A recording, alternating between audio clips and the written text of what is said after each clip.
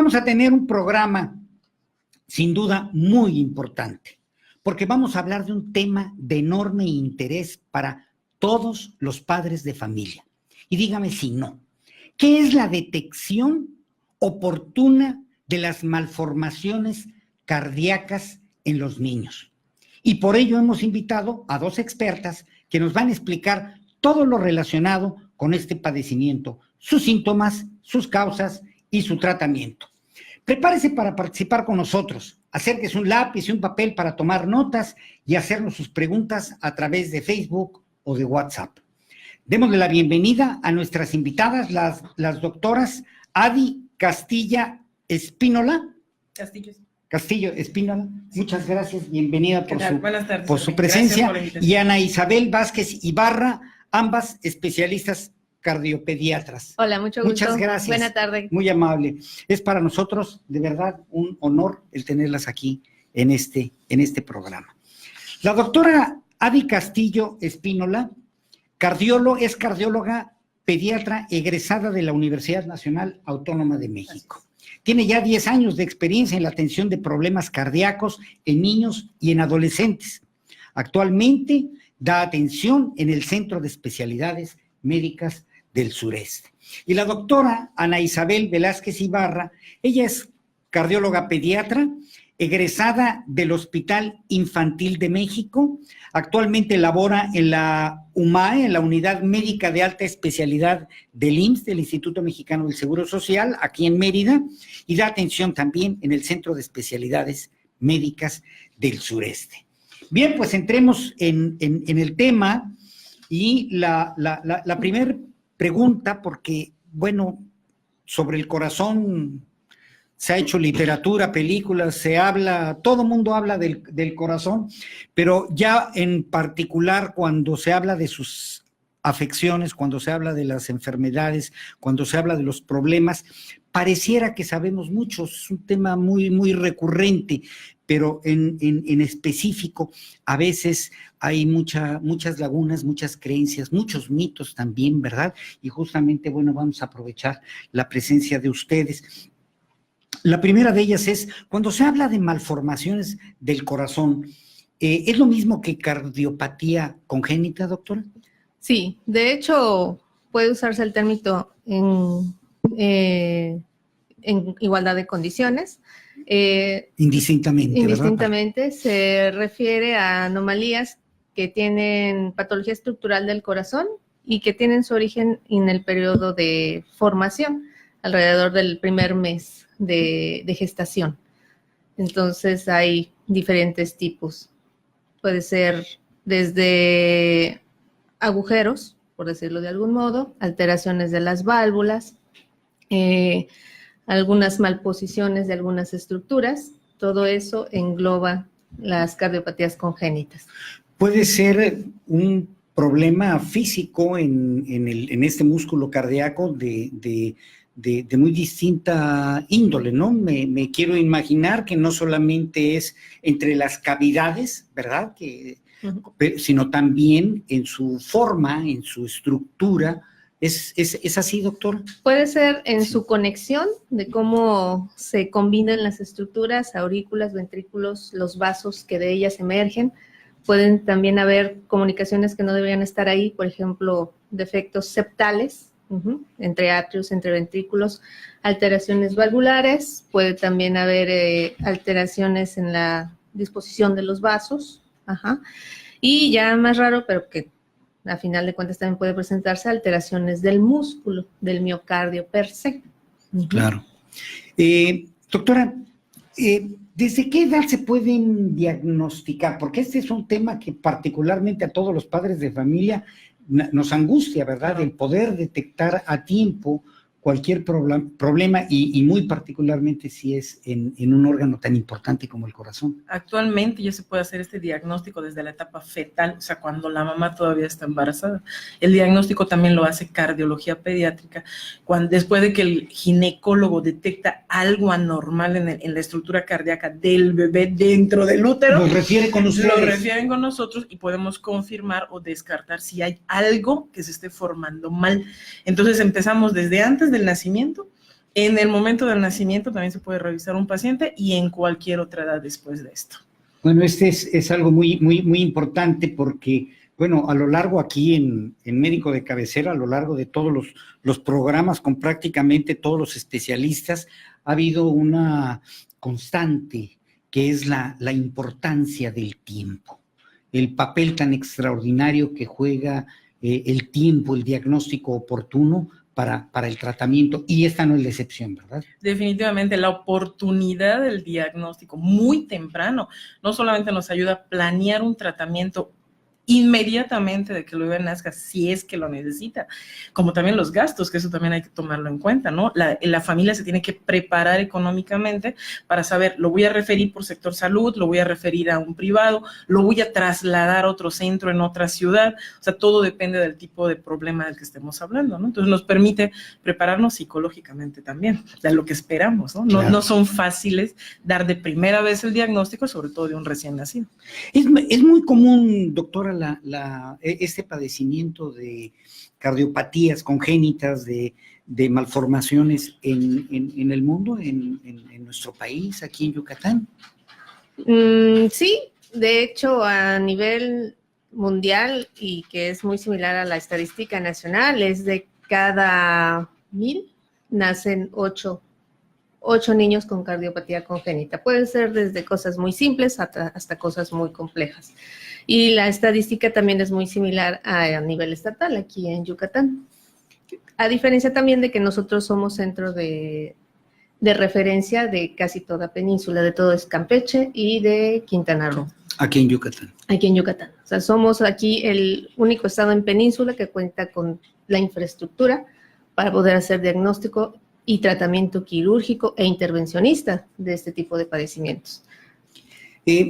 Doctora, ¿qué estudios son los que se necesitan? Ya nos adelantaba usted que, bueno, de manera intrauterina, intrauterina, dentro de la, dicho Desde con todo mamá. cariño, dentro de la panza, Así dentro es. del vientre Ujú. de la madre, ¿verdad?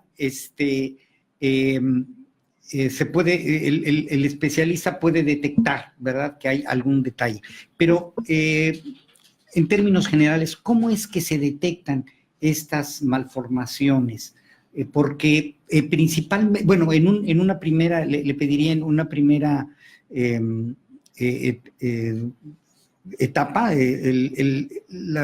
aquellos indicadores que pueden detectar los padres, porque por medio de estudios, ahorita ustedes Claro. nos referirán, bueno, pues es abundante, pero ¿cuáles son estos indicadores a los que deben de estar atentos los padres para en un momento dado acudir con el especialista para descartar, ¿verdad? Para Claro. corroborar o para... Aquí la observación del paciente es muy importante, ¿no? Aunque parezca que es algo rutinario de las mamás el estar observando al bebé, pueden verlo, pero si son primerizas sobre todo, no saben cuál es el patrón normal. Así es. Por ejemplo, la respiración debe ser una respiración pausada, sin que se marquen las costillas del bebé, y eso es durante todo el tiempo, no importa si está llorando, no importa si está comiendo, la respiración debe ser tranquila.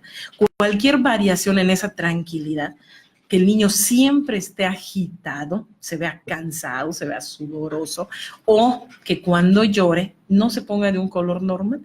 El color normal cuando alguien hace esfuerzo, o cuando llora, o cuando grita, es rojo. Sí, se enciende. Se enciende, exacto. Así quedan como, aquí quedan como jitomates, ¿no? ¿Cómo? En el caso del niño que tiene algún problema severo cardíaco, puede quedar azul en lugar de rojo. Ese es un pequeño detalle que a veces pasa desapercibido si el niño está rollizo, si el niño respira bien, pero de repente llora y se pone azul o se desmaya mientras está llorando. Eso es un signo de alarma y hay que correr. A ver, el espasmo de sollozo. Es otra cosa. Es otra cosa. Es otra cosa. Muy bien. Totalmente. Muy bien, sí. Totalmente. Pero sí, el hecho de adquirir una tonalidad azul es cuando dicen se puso morado. Se puso morado. Exactamente. Así es. Y se puso morado y continúa morado. A veces deja de llorar y sigue morado. Está durmiendo y está morado y está respirando mal. Ese es un signo de alarma. Y luego, Sí. no es solo que se ponga así morado, o sea, incluso es una coloración que se ve hasta grisácea. Uh-huh. A veces les cuesta un poquito distinguir entre las tonalidades, pero se ve diferente. incluso entre otros, la comparación de sus hermanos, si tiene primos o entre sus mismos familiares, no es una coloración normal. Y es una coloración que, como comenta la doctora Castillo, no es solo durante esos eventos de estrés, ¿no?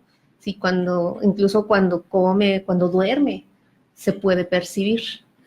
Y es muy evidente porque, bueno, pues no es este color encendido como dicen ustedes, no es un color de habitual. ira, de enojo, de berrinche, diríamos los papás, ¿verdad? Sino, si toma otra coloración, esto es para llevarlo al médico. Efectivamente. Otra cosa que también pueden presentar estos nenes es de que se fatigan al comer. La fatiga. Se cansan y sudan mucho, pero así un sudor de que se perla toda su cabeza o humedecen su ropa. Todo eso es también indicativo de que algo no va bien. Que les cuesta trabajo. Se cansan, o sea, comen unos minutos y tienen que parar porque ya se cansaron. Por consiguiente, no crecen, no ganan peso de manera esperada a un niño que no tuviera este problema cardíaco. Ganan peso o lo ganan o muy poquito o muy lentamente. Entonces, a comparación de otros niños, de sus mismos niños, si tienen hermanitos o con el de la comadre o de la vecina, se ve más pequeño. El niño se ve más pequeño y no gana bien peso. Qué importante estos indicadores, porque lo cierto es que a tan temprana edad, sin esta observación, sin esta posibilidad de parte de las madres de identificar lo que sale un poco de lo normal, ¿verdad? Es necesario llevarlo con un especialista. Así es. Claro. Haciendo a un lado las creencias, haciendo a un lado los mitos, haciendo a un lado los remedios, ¿verdad? Cuando hay una situación de estas, hay que llevarlo con el especialista. Eso es muy, muy importante. ¿Qué otros estudios son los que se pueden hacer o se hacen? Claro, si omitimos la etapa fetal, que ese es otro tipo de estudios, ya en el niño o en el recién nacido necesitamos siempre ver una radiografía del pecho, un electrocardiograma, que es el que nos ayuda a identificar el ritmo cardíaco, la forma de latir y otras variantes que para las cardiopatías congénitas son muy importantes, como la orientación del corazón. Y por último, pero no menos importante, es el ecocardiograma, que es un ultrasonido cardíaco que nos permite ver por dentro cada una de las estructuras y el funcionamiento cardíaco. Todos ellos son estudios que no duelen, no son invasivos, se pueden repetir la cantidad de veces que sea necesario para poder afinar detalles, y se pueden hacer en el mismo consultorio la mayor parte de las veces. Y esto nos permite simplemente descartar o en un momento dado, confirmar alguna situación que ya el especialista estaría tomando alguna decisión, ¿verdad? Sí, desde ese momento, ya completando con esos 3 estudios, se pueden dar medicamentos, se puede sugerir algún tipo de procedimiento quirúrgico, se puede planear cada cuánto tiempo se va a ver en la consulta. Efectivamente. Y antes, en la etapa, en el vientre materno, ¿hay algún otro, aparte de la referencia del ginecólogo o del especialista que esté atendiendo a la mamá, ¿hay algún otro estudio? En algunos sitios ya se hace también resonancia magnética se llama, el bebé dentro de su mamá se llama feto. Entonces hay estudios que son resonancias magnéticas que no incluyen radiación y permiten tener una muy buena visión de la anatomía cardíaca del bebé. Y no solo eso, también hace cálculos para medir velocidades o presiones, que a veces eso nos orienta para alguna cardiopatía que podría darnos problemas en el momento del nacimiento. Entonces, son sin riesgo para la madre, sin riesgo para el bebé y nos permite predecir y prepararnos para una contingencia al momento del nacimiento. ¿Es hereditaria este tipo de problemas? ¿Pueden ser hereditarios o son completamente independientes?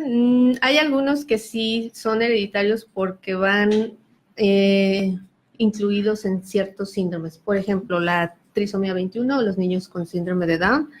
Los niños con síndrome de Down tienen una incidencia hasta del 50% de presentar una cardiopatía congénita. Es decir, de 10 niños que nacen con síndrome de Down, 5 pueden tener una cardiopatía. Igual, el espectro es amplio, puede ser desde una muy simple como un conducto arterioso o una comunicación interauricular, o tan compleja como un canal AB o una tetralogía de Fallot. Entonces, algunas patologías que son sindrómicas, trisomía 21, trisomía 18, trisomía 13, en las que la incidencia es 80% congénita, en el síndrome de Noonan, en las que hay estenosis valvulares, en el síndrome de Turner en niñas, que también tienen una alta incidencia de cardiopatías congénitas. En todas esas van de la mano. O sea, todo niño que tiene un diagnóstico de esos síndromes debe ser valorado por cardiopediatría. Ahora, en población general, en la que, por ejemplo, en una pareja, su primer bebé tiene una cardiopatía, también va en función de qué tan severa es. Entonces, las que son complejas, el riesgo de recurrencia para el segundo embarazo puede ir desde el 3 al 5%. Entonces, nosotros recomendamos habitualmente que estas parejas también tengan consejo genético para que estén conscientes de que este riesgo de recurrencia es más elevado que a la población general que no tiene ese antecedente con uno de sus hijos. Por ejemplo, nosotros que no tenemos alguna descendencia con este problema, pues nuestra incidencia es de 1 o 2%. En cambio, ya cuando hay un bebé con el resto para los hermanos puede aumentar hasta un 3 y un 5% de presentarse una cardiopatía en ellos. Por eso tan importante de la valoración adecuada, ¿no? Con el especialista. No es solamente un tema de a veces de mitos, se dice, yo he escuchado, quien dice, no te preocupes, con la edad se le quita. O sea, y bueno, ahorita les vamos a pedir su opinión al respecto, ¿verdad? Incluso tenemos algunas preguntas sobre esas, pero sobre todo una malformación en el corazón, eso de que se le quita con la edad, con el tiempo, también se le puede agravar, ¿no? Así es. Así puede ser. En el caso de estos estudios como el ecocardiograma, que nos dice usted que se pueden hacer en el mismo consultorio, ¿tiene que haber alguna preparación? ¿No? El niño puede estar durmiendo, puede estar comiendo, puede estar sentado, puede estar acostado, no hay ninguna contraindicación. Puede estar enfermo, puede estar tomando medicamentos, no hay ninguna contraindicación, se puede hacer en cualquier condición. Eso es una buena, sí. una muy buena noticia. ¿Cuáles son estas cardiopatías más frecuentes? Nos hizo usted un panorama general de las cuales, bueno, pues los que no somos especialistas, le pediríamos que nos dijera en qué consisten, así en términos muy generales, este tipo de cardiopatías. Las más frecuentes a nivel nacional son los defectos septales, las comunicaciones interventriculares en las que hay un agujerito a nivel del septum que divide al ventrículo izquierdo y el ventrículo derecho. Esa es la más frecuente a nivel nacional aquí. Después le sigue la comunicación interauricular, en la que también hay una comunicación, un agujerito en el septum que divide la aurícula izquierda y la aurícula derecha. Y la que le sigue es el conducto arterioso permeable. El conducto arterioso permeable es un vaso que es necesario para que los embarazos lleguen a término, pero que al momento de que el bebé nace y respira por sí mismo, al haber ya un funcionamiento pulmonar y retiro de la placenta, se debe de cerrar. Sin embargo, en algunas condiciones y en algunos bebés esto no tiene lugar, por ejemplo, en los prematuros, en los chiquititos con peso bajo, es más frecuente que este vaso no se cierre, entonces al permanecer abierto va a comunicar la aorta con la arteria pulmonar. Entonces hace que llegue flujo adicional en los pulmones y que recircule un mayor volumen sanguíneo y haya una mayor presión a nivel pulmonar. Esas son las cardiopatías más frecuentes. Afortunadamente son también del espectro más simple. Claro. Una cardiopatía, obviamente, por lo que ustedes nos están diciendo, es un padecimiento que requiere de una atención profesional, porque sí hay riesgo, ¿no? Y es un riesgo alto. Efectivamente. De hecho, las malformaciones cardíacas son la principal causa de muerte en niños menores de 1 año. Entonces, por eso es necesaria la atención principal. Y esto es a nivel nacional, o sea, las cifras están reportadas en cualquier sitio de internet sobre causas de mortalidad. Entonces, sí es importante detectarlas. Ciertamente, son muy pocas las que nos van a ocasionar una mortalidad, pero por muy pocas que sea, se trata del hijo de alguien, ¿no? Entonces siempre sigue siendo algo importante, aunque el número se oiga pequeñito.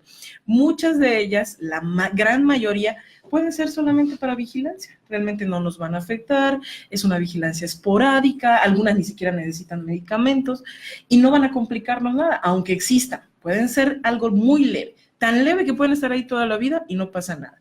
El problema son las que sí ocasionan problemas, las que sí pueden ser letales en un momento dado y pues que ocasionan muchísimo daño a lo largo de la poca o mediana vida que tenga un paciente. Y eso tiene que ser determinado oportunamente, tempranamente para tomar todas las medidas, ¿no? Si no tomamos esas medidas, a lo mejor hay una sobrevida, pero las condiciones de vida se van a ir deteriorando y pues a nadie le gusta ver a un paciente pediátrico mal. Claro. Los niños deben llevar una vida plena. Entonces, por un lado, una parte de estas cardiopatías pueden, por supuesto, bajo la vigilancia del especialista, del médico, pueden, digamos, llevarse a lo largo de la vida. Efectivamente. Pero hay otras también que sí requieren de cirugía, ¿no? ¿Cuáles son las que requieren de cirugía? Las que requieren tratamiento quirúrgico son aquellas que son cianóticas, las que hacen que el bebé esté morado todo el tiempo, como la tetralogía. Los bebés, los niños azules. Los niños azules, exactamente, los bebés azules, los bebés blues, azules. Antes se conocían así. Entonces, entre ellas están la tetralogía de Fallot, la conexión anómala total de venas pulmonares, la transposición de grandes arterias, todas las variedades de ventrículo único. Lo que da esa coloración es que hay una mezcla de sangre tanto desoxigenada con la oxigenada, entonces baja la cantidad de sangre oxigenada que recorre el cuerpo y por eso da esa coloración. Y en otras condiciones más, puede ser adicional a esto, también pueden tener una obstrucción al flujo pulmonar. El vaso que va a llevarle sangre a los pulmones para que ésta se oxigene puede tener estenosis. Puede estar ¿Qué es la estenosis? Que esté parcialmente cerrada. Parcialmente cerrada. Parcialmente cerrada, o incluso puede estar de plano completamente cerrada o atrética. Entonces, todas estas condiciones conllevan a esa coloración azulada y a largo plazo nos da mucha morbilidad. Claro. Se dañan otras estructuras, sufre el corazón, al rato desfallece lo que es la fibra miocárdica, entonces caemos en lo que ya es una insuficiencia cardíaca. Entonces, todo eso afecta muy importantemente en la calidad de vida del paciente. Con todo lo delicado de esta parte del tema, que implica lo que es la cirugía, lo cierto es que también la ciencia médica ha avanzado mucho en ese sentido.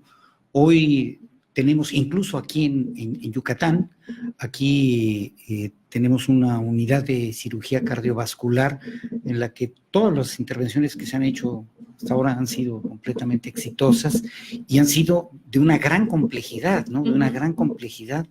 Y eso es una buena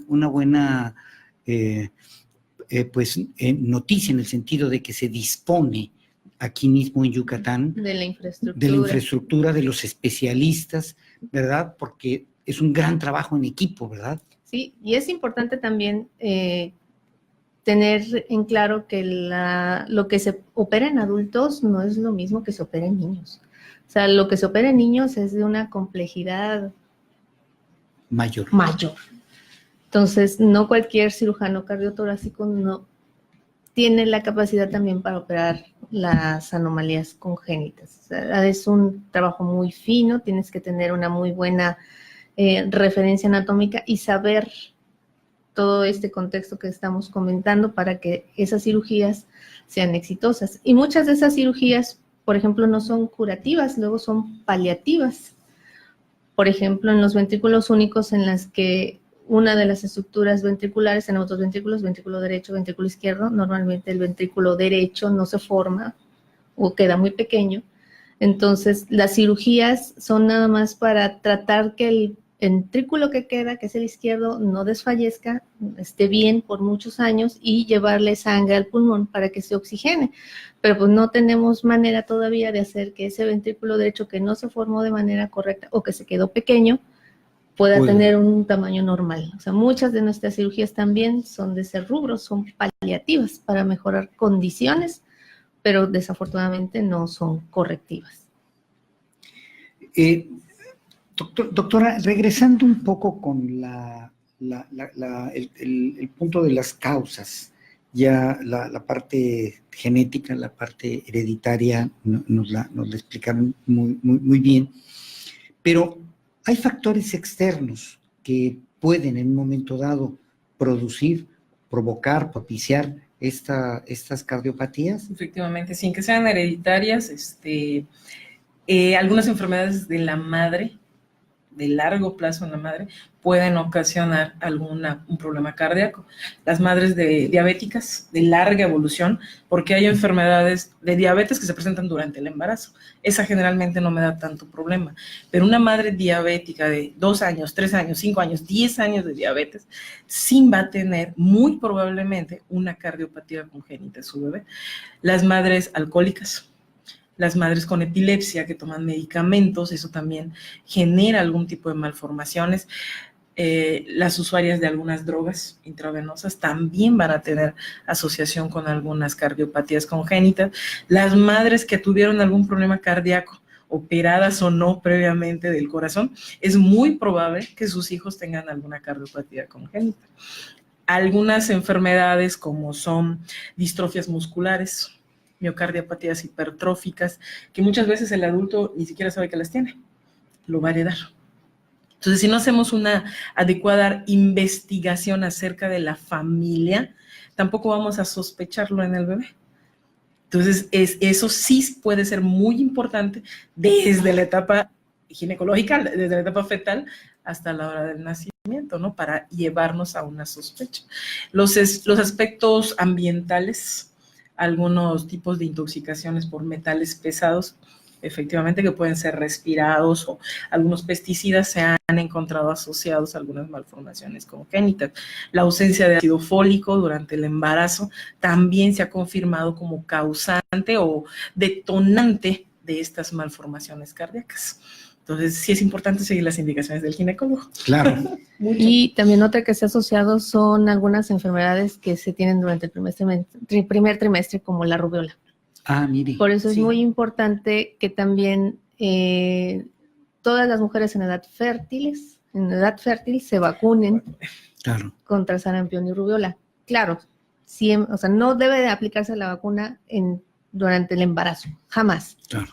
Ajá, pero todas las mujeres en edad reproductiva deben de aplicarse esta vacuna. ¿Por qué? Porque la infección materna por rubiola nos puede condicionar, además del problema cardíaco, que el más frecuente es un conducto arterioso, algunas otras alteraciones, ya sean auditivas, renales. Entonces, por eso es muy importante también cuadros infecciosos en el embarazo. Si hay alguna que es prevenible por vacunación, hay que aplicarse esa vacuna. Y es la de sarampión y rubiola. Con esto que ustedes están mencionando, me hacen recordar aquí en un programa en donde un especialista ginecólogo decía que las mamás deben de prepararse 3-4 meses antes de embarazarse. Antes del embarazo. Es decir, checarse, revisarse, iniciar ácido fólico. Exactamente. Inmunizarse. Claro, porque no es, permítanme, pues una expresión muy popular, pero pues muy de la región, un embarazo no es pepita y cacahuate, ¿verdad? Así es. No es algo tan simple, nada más, Así sino que es necesario tener conciencia, tomar conciencia de ello y crear las mejores condiciones, las más Claro, propicias, todos ¿no? queremos un niño sano. A los que más nos interesa es a nosotros, tener Claro. a la población infantil sana. Y si está en nuestra mano hacer todo tipo de acciones para que esto tenga lugar, las recomendamos siempre. Claro. Siempre. Claro, ahí la desidia, la prepotencia, todas Las modas. las modas que pasan pero pesan, Ajá. ¿verdad? No son buenas consejeras, ¿verdad? El embarazo en adolescentes tampoco, Ay, sumamente riesgoso para el bebé. Riesgo Por para todos lados. todos, Así es. para la madre, para el Alta producto. asociación de malformaciones cardíacas. Ah, Bueno, en así general, es sí. entonces, Sí. también. Digo, Entonces, además de otras además cosas, de- sí, alta asociación. Y no solo eso, es mucho más triste porque el paciente, pues también es un niño. Claro, Entonces no hay a manera. veces la mamá y el paciente son niños. Son niños, son Sí. menores de edad, entonces es muy difícil Sí. explicarle todo esto a otro paciente pediátrico. Claro, Y la toma de decisiones también se hace mucho más complicada. claro, Así es. claro. Uf, qué tema, ¿eh? Qué tema este. ¿Qué limitaciones tienen los pacientes que ya tienen estos niños que ya se les identificó que tienen alguna malformación, alguna cardiopatía congénita? ¿Qué limitaciones en general, verdad? Porque yo creo que es una preocupación muy grande de todos los papás. Afortunadamente, entre el 80 y el 90% de las cardiopatías o de los defectos estructurales de los cuales ya hablamos son sencillos, no nos van a dar ningún problema.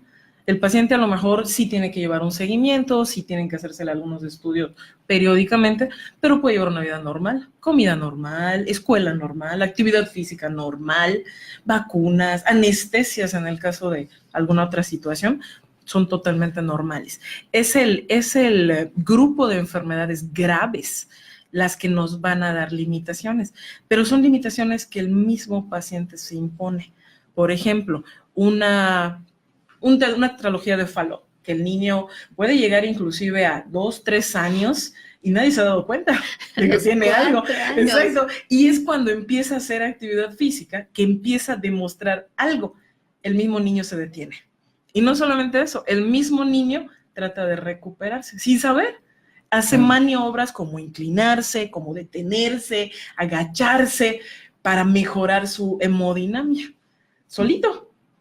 Entonces, que le falta ahí el es aire. donde se limita la actividad física.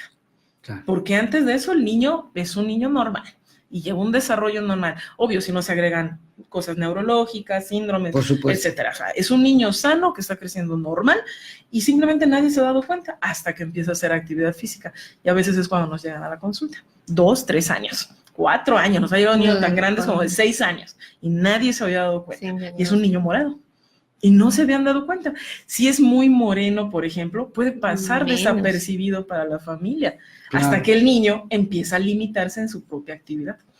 A veces nos ha sucedido que ya están en quirófano para una cirugía de amígdalas, y es cuando le escucha el anestesiólogo una arritmia, porque hasta entonces nadie se había dado cuenta, y no había tenido ningún otro síntoma. Hasta que le aplican una anestesia, que el niño ya se relaja, está sin otros ruidos agregados y detectan la arritmia. Entonces, pueden llegar a muchas actividades sin ninguna restricción. Las cardiopatías graves, que van a tener una demostración desde recién nacido, pues el niño nace mal. Claro. Nace mal o se pone mal en las primeras semanas de vida. Ese pues va a ser muy obvio, no va a tener chance de un crecimiento normal, no va a ser el niño que está corriendo. Esas son en donde tenemos que actuar más rápidamente. Todas las demás, que son, como le digo, el 80%, el niño es totalmente sano y apto para casi todas las actividades. Y estas cardiopatías, estamos hablando de ellas en los niños, Sí, pero los niños, pues, crecen, claro. se desarrollan, ¿verdad? E incluso envejecen. ¿A qué edad? ¿Qué pasa con la edad? No pasa nada, simplemente se agregan las enfermedades propias del envejecimiento, la hipertensión, colesterol, otras cosas, o sea, que se van agregando como cualquier adulto. Simplemente nunca se lo habían detectado, quizás fue de ese tipo de 80% que son totalmente tranquilas, son leves, no dan ninguna molestia. Muchas veces se han detectado mujeres embarazadas. Hasta que se ingresa la paciente para el parto, para la cesárea, alguien les escucha un soplo. Y es el momento en que se diagnostica, ¿no? Pero mientras tanto no pasó nada. Solamente se van agregando las cosas normales por edad. Eso es todo. Quizás alguna de esas cosas normales, por ejemplo, un problema muy común en adultos mayores es la obstrucción de la aorta por calcio, que eso es por la edad, se endurece la válvula aórtica. A lo mejor en un paciente que tuvo una cardiopatía congénita, como una obstrucción leve de aorta, que nunca le dio problemas, en lugar de que le pase a los 60 o 70 años, le va a dar a los 50. Va a necesitar un reemplazo valvular antes, más tempranamente. Pero mientras tanto ya lleva una vida normal, totalmente normal. Y muchas veces pasan desapercibidas. No hay nada. ¿Esto podría explicar de alguna manera, bueno, ustedes como especialistas cardiólogas, nos podrán orientar?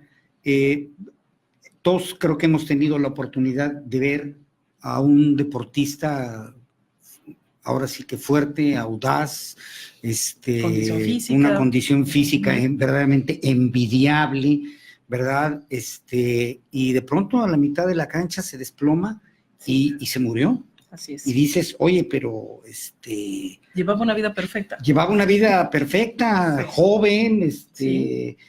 Y puede ser sí. que haya sido una situación. Sí. De hecho, a los deportistas de alto rendimiento, aunque no tengan manifestaciones ni ningún antecedente que nos haga sospechar de cardiopatía, sí se les recomienda una valoración, sobre todo los de alto rendimiento. Claro. Una valoración integral para descartar esas situaciones y para asegurarnos de que el corazón está en condiciones de trabajar a ese ritmo y con ese tipo de estrés. Sí se recomienda. Sí. Porque incluso no solo para el deportista de alto rendimiento, me atrevería yo a decir, también. Sino para el amateur, sí. Porque, bueno, aquí en Yucatán hubo un caso de un hombre joven que le dijeron que él quiso prepararse y estuvo preparándose para correr, y cuando corrió su primer maratón, él tenía la consigna de que había que correr con el corazón, y fue lo que le falló. Y al parecer fue una malformación, un problema que tenía congénito, ¿no? Y que él no lo sabía. Entonces, volvemos a lo de las modas, ¿no? Cuando se meten a hacer ejercicio, crossfit, maratón, persona que toda la vida fue sedentaria y que de un día para el otro dijo, hoy voy a cambiar, y se meten al gimnasio. Entonces, a todos ellos, siempre antes de hacer ejercicio de manera regular debe tener una valoración cardiológica para descartar todo este tipo de patologías.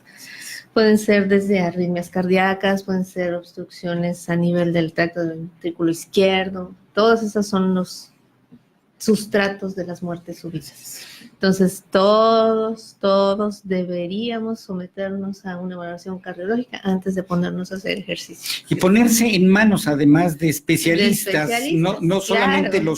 los cardiólogos, sino también de los médicos del deporte, de los entrenadores certificados, ¿verdad? Que no porque alguien en unas vacaciones se le ocurrió bucear, en un momento dado, si no está con los expertos, pues está con los expertos, seguramente lo van a cuidar y seguramente lo van a proteger. Pero o que vea el tutorial de YouTube. Claro. También nos pasa, ¿no? Todo el mundo debe tener una valoración. Así es. Hay otras alternativas para la corrección de los problemas cardíacos, aparte en estos casos graves, aparte de la cirugía, ¿hay algún otro procedimiento? En algunas son susceptibles de llevarlas a intervencionismo por cateterismo cardíaco. El cateterismo cardíaco es un procedimiento menos invasivo que una cirugía a corazón abierto y es susceptible para algunos padecimientos, para cerrar algunos defectos, conductos, defectos septales de ciertas características y en ciertas localizaciones, en algunos en los que las válvulas están estenóticas o quedan más estrechas, tratar de dilatar esas áreas que están estrechas. Y la otra utilidad que tiene también son también para hacer mediciones de presiones y saturaciones antes de que nosotros lo llevemos ya a una cirugía a corazón abierto. Claro. Es tanto un procedimiento complemento al diagnóstico y en ocasiones también para tratamientos. Tenemos algunas preguntas, nos vamos a ir un poco, muchas de ellas ya han sido respondidas, pero tenemos ya el tiempo encima, se nos fue el tiempo. Rapidísimo. Ay, qué rápido. Rapidísimo. Sí. La Qué verdad rápido. estuvo el tema, creo que vamos a tener que regresar, va a valer la pena que con otro enfoque pudiéramos regresar. A lo Para mejor con nosotros algo sería- más específico, para ser más claro, más extenso. Exactamente. Ujú. ¿La fiebre reumática es una cardiopatía o tiene que ver con las malformaciones del corazón? Rubén Potcanché, de aquí de Mérida. La fiebre reumática es una infección, es una cardiopatía adquirida. Es una infección del corazón por un microorganismo que son los estafilococos, los streptococos, y esos afectan las válvulas cardíacas. El bicho se aloja en las válvulas y entonces las empieza a deformar. Pero eso es algo adquirido, es una infección adquirida. ¿Cómo saber la diferencia entre calambres en el pecho y el dolor de corazón en los niños? Cuando el niño dice, me duele aquí el corazón, o si es un calambre. Anaí Bello, Islas de Ciudad del Carmen, Campeche. Bueno, híjoles. ¿Qué tema, verdad? ¿Qué pregunta? Sí, No, es uno de los motivos Esos más son los comunes de motivos consulta. frecuentes de consulta. Y como le decimos a las mamás, muchas veces el niño se queja, pero el niño en cuestión luego no está familiarizado de cómo describir esa molestia que tiene. El dolor que tiene su origen en estructura cardíaca es un dolor muy intenso. O sea, como si algo te aplastara, te estuviera presionando el pecho. Muy Y fuerte. Muy fuerte. O sea, de que te para en seco. O sea, sientes que algo te aplasta. No es un calambre. No es un calambre. donde- Y ciertamente se desencadena por actividad física intensa. Cuando nos dicen, no, pues es que dice que tiene las náuseas cuando está viendo el televisor, entonces así como que dices, no, bueno, pues parece que no va por ahí, ¿no? Que Claro. no es de origen cardíaco. Y a veces el niño lo puede manifestar como molestia, pero no necesariamente es dolor. A veces así se manifiestan las arritmias, ¿no? Claro. O sea, no es que le duela, o sea, nada más siente cómo le palpita el Es la corazón. molestia. Es una molestia, La pero diferencia. el niño no sabe cómo expresarlo. Entonces sí tenemos que estar muy al pendiente y hacer un interrogatorio muy dirigido para que esa molestia, así entrecomillada y que es tan imprecisa, tratar de discernir qué origen tiene y si es cliente nuestro o si nada más es un dolorcito muscular. Claro, claro. Pero sí es indispensable que sea valorado por nosotros para que también supuesto. aclaremos todos esos puntos con los papás. ¿El asma en los niños puede provocar un problema cardíaco? Mario Sánchez Ortiz, de Mérida, Yucatán. Aún los corazones normales con problemas respiratorios severos o maltratados pueden degenerar en insuficiencia cardíaca. O sea, el músculo cardíaco y el órgano pulmonar tienen una íntima interacción. Siempre se va a ver afectado uno por el otro. Muy bien. Lo de los niños azules ya está respondido, Contestado. ¿verdad? Tiene un familiar que tiene 32 años y le detectaron un problema en el corazón y le dijeron que es de nacimiento. ¿Esto es posible? Ya Sí nos es. dijeron ustedes Sí, que así es. completamente es posible, ¿verdad? Completamente Así es. posible. ¿Qué alimentos durante el embarazo pueden ser de riesgo para el corazón del bebé? ¿Alimentos? Ninguno. Alimentos ninguno, ¿verdad? Lo que le Ninguno. diga su ginecólogo. Su perinatólogo Claro. puede Así es. comerlo. Ahí sí la mamá es, Diabética. Si es diabética tiene algún otro o problema de salud. esa es otra Hipertensa, situación. y Hipertensa. hipotiroidea, obesa, todo eso. Así es. ¿El consumo del cigarro o alcohol durante el embarazo o antes puede provocar una malformación cardíaca? Sí. Por supuesto, la Así respuesta es afirmativa. ¿Qué es el soplo del corazón y qué es lo que los padres podemos hacer? ¿Es grave o puede serlo? Sofía Escudero, de Villahermosa, Tabasco. Un soplo es un ruido y se puede relacionar o no a alguna malformación. Hay que revisar al paciente para discernir eso. No, Así es. no le busquemos más. No ¿verdad? si le dicen un busquemos. soplo, hay que revisarlo. Punto. Claro, Así es. claro. ¿Qué tan recurrentes son las malformaciones cardíacas en niños? Hay estadísticas en Yucatán, ya nos hablaron también ustedes sobre Así de ello. es. Y tenemos esta de cómo se manifiestan las anomalías cardíacas, cómo se pueden detectar y desde qué edad. Esta, desde el principio, Desde el bueno, ya nos principio. nos la Así es. nos la señalaron ya ustedes.